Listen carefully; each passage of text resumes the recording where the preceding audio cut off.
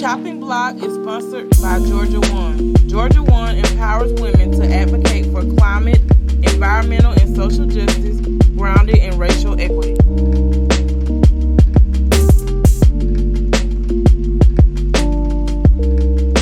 Welcome back to the Chopping Block, where we are chopping issues one at a time. I'm Cornetta. And I'm Raven Imani. So today we're going to be talking a little bit about sustainability, y'all.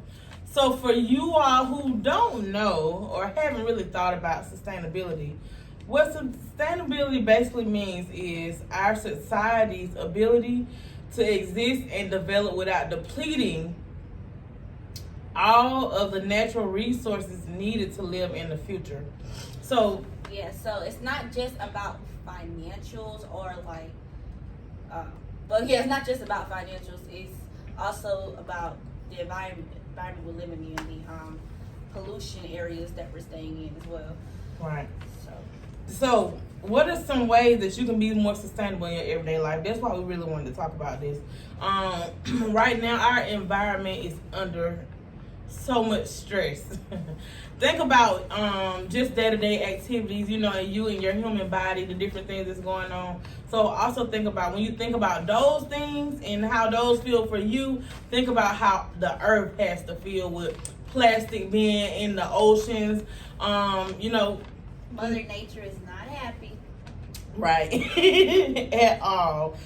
Even from just little things you can do and start changing every day, like using less bleach, more vinegar to clean your home. Vinegar is a really good cleaning agent. You can clean your windows with it, your mirrors, countertops. A lot of people don't really realize the type of natural resources that we have to clean things. Even using reusable cleaning rags instead of continually using new paper towels. For real? Yeah. Yeah, see, this what's up. Go ahead, Grandma. So, things like that, just little things. And if you think about it growing up, I can speak for myself, but I'm pretty sure you said your grandma do that. So, but like a lot of things that our grandmothers, grandfathers, parents, great-grandparents used to do around the house, like they really help keep things clean, and they were more sustainable resources. And that's why we say it's more than just financial stuff, because these little changes in your lifestyle can help your environment that you're staying in. Right. And if you think about it, just to touch a little bit on the financial side, if you think about our elders, right, a lot of this stuff, they have a lot of new technology or things that are so costly, they're on a fixed income. So when you visit them, you know how sometimes your elders, they can be very frugal with certain things, but you will see them using resources right in the home, or they'll make compost, using your food scraps, vegetable and fruit scraps, and throw them and use that for compost and use it for soil, which is really good for the nutrients. Anyway, you can grow your own food that way with compost. Just a lot of things like compost helps to produce, help with worms. We don't see a lot of worms like I did growing up. I don't know about you, Ray, but you don't see a lot of worms anymore. Creating your own compost helps the environment by making more home for worms, which actually helps all of us. And I know you like worms. Yeah, worms are important. It's important. Yeah. And lastly,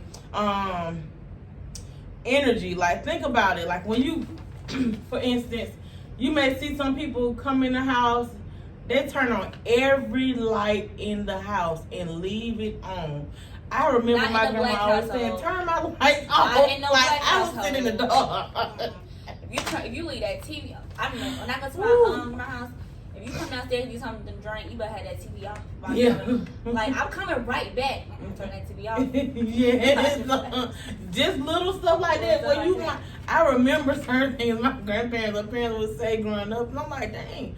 But now, as an adult and have my own things and managing my own things, you see how important it really is. It don't only just help the environment, it help your pockets too. Yeah. So, if you're not in a room, turn off the lamp, turn off the light. If you're,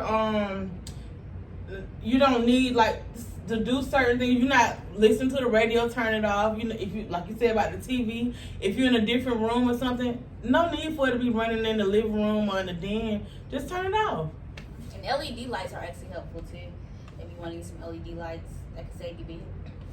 I know, right? And they cute. They are really cute. And if you think about, we was at this conference earlier in the year, and this one man, I never forget what he said. He said there is a sick obsession with building. And the reason why it stuck with me so much is because before doing the work that I do now, I was a farmer, and I saw how important it was for the trees. And the trees were my friend. Like it's this little Instagram video that be floating around, and it sounds like I'm rambling, but I'm not. I'm gonna get to the point, y'all. But it says like if you see somebody hugging the trees and stuff, like they are just have a new foundation for life. You know what I'm saying? And so like all of these trees are being torn down, y'all, because of building. And you know, great infrastructure is good, but we still need green infrastructure, y'all. And the animals losing their homes too. Exactly. Y'all be wondering why y'all got all them bears and stuff in your backyard. Right. But at my granny house, they cut down all the trees. It looks For naked. real? It looks terrible to me. They cut down all the trees. I guess they're building stuff. And it's like you're building so much that there's no space. Right. You got these little bitty things and you're trying to charge $2,000 a month for it. It's not crazy. This is not Broadway, New York. And think about it. That makes air pollution even worse because there's no proper oxygen flow without trees. So replant trees, y'all. Turn off the water when you're not using it.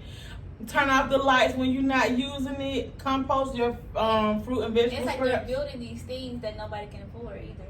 Like you keep building, nobody can buy it. Though. Say it again, Ray. You keep building, nobody can buy it. Yes. We're all So that's why we want to talk about sustainability, y'all. We don't have to compete with each other because at the end of the day, if we don't have an environment, we won't be here anyway.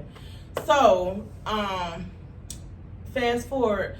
That's why we wanted to talk to y'all about sustainability today because there's so much going on with Mother Earth, and that's why we are getting these effects with our climate. You know, all of these different things that are happening. So make sure that even in your everyday life, you do little things every day that help our environment. And if you keep doing those little things every day, you get used to it, and it moves on to something bigger, and bigger and bigger and bigger, and maybe, just maybe, he might can save the earth. Right, you for know? real. Because, you know. Right.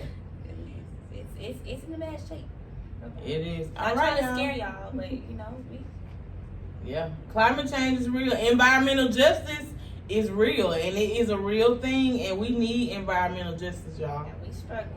Everybody, not just one person, everybody. You got some people that make act like they not. Them people, they clearly not from this planet. So we gonna let them stay wherever they think they from. But for everybody else that actually love the earth and want to be here and replenish it, do better with the environment, y'all, and practice sustainability every day in your everyday life. That's it. Thank you. Bye.